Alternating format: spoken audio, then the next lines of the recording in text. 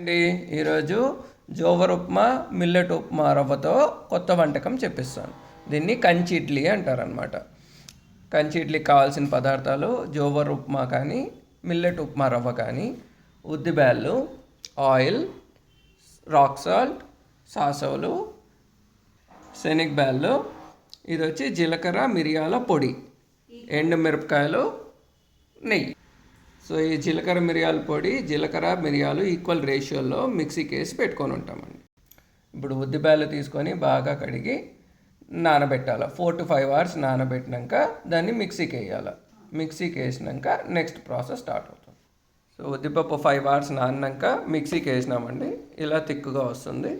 దీనికి మీరు జోవర్ ఉప్మా రవ్వ వాడేటట్లయితే జోవర్ ఉప్మా రవ్వ ఇది 1 గ్లాస్ అయితే ఇది 3 గ్లాసులు, లేదా మిల్లెట్ ఉప్మా రవ్వ ఏదైనా 1:3 రేషియోలో మిక్స్ చేయాలి. సో ఇప్పుడు 1 గ్లాస్కి 3 గ్లాసులు మిల్లెట్ ఉప్మా రవ్వ వేస్తున్నామండి. సో 1:3 వేసాము. ఈ థిక్నెస్ రావాలి. ఈ థిక్నెస్ వచ్చేంతకు కొంచెం వాటర్ యాడ్ చేసినా పర్లేదు, ఈ థిక్నెస్ కావాలి. సో ఇలా కలుపుకున్నాక దీంట్లోకి ఒక 2 స్పూన్లు శనగబ్యాళ్ళు వేసుకోవచ్చు.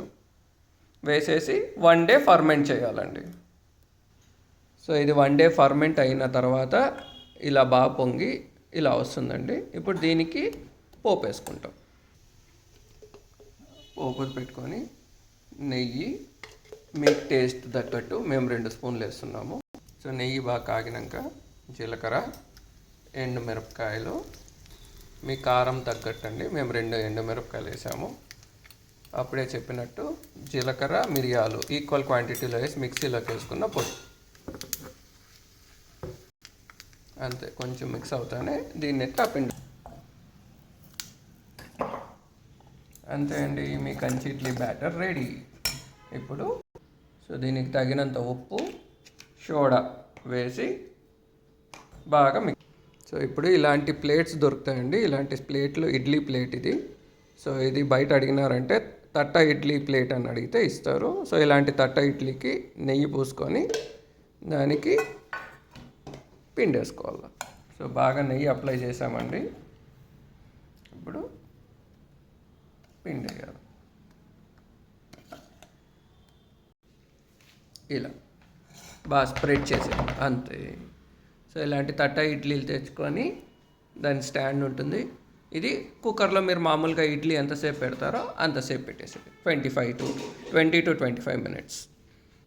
ఇదిగోండి ఇలాంటి స్టాండ్, తట్ట ఇడ్లీ స్టాండ్ అనమాట. దీన్నే కంచి ఇడ్లీ స్టాండ్ అంటారు. సో ఇది ఆల్రెడీ మేము కుక్కర్లో పెట్టేసి బయటకు తీసాము. సో 2 జోవర్ ఇడ్లీ ప్లేట్ పెట్టాము, 2 మిల్లెట్ ఇడ్లీ ప్లేట్ పెట్టాము. మీకు చూపించాము. ఇదిగోండి ఇలా కొంచెం పొంగుతుంది. సో పిండి వేసుకునేటప్పుడు కొంచెం తక్కువ వేసుకోండి, 30% నేను హైట్ వచ్చేంత. సో అది పొంగి ఇట్లా వస్తుంది. సో ఇలా తీసుకోండి.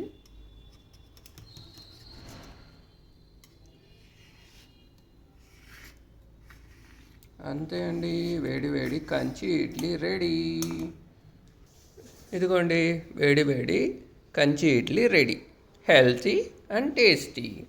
మేము మిరుంతో తింటాం, చట్నీతో తినేవాళ్ళు చట్నీతో తినచ్చు, మిరుం చేసుకొని ఎర్రగడ్డల మిరుం చేసుకొని దాంతో కూడా తినచ్చు, ఎర్రకారం. Thank you.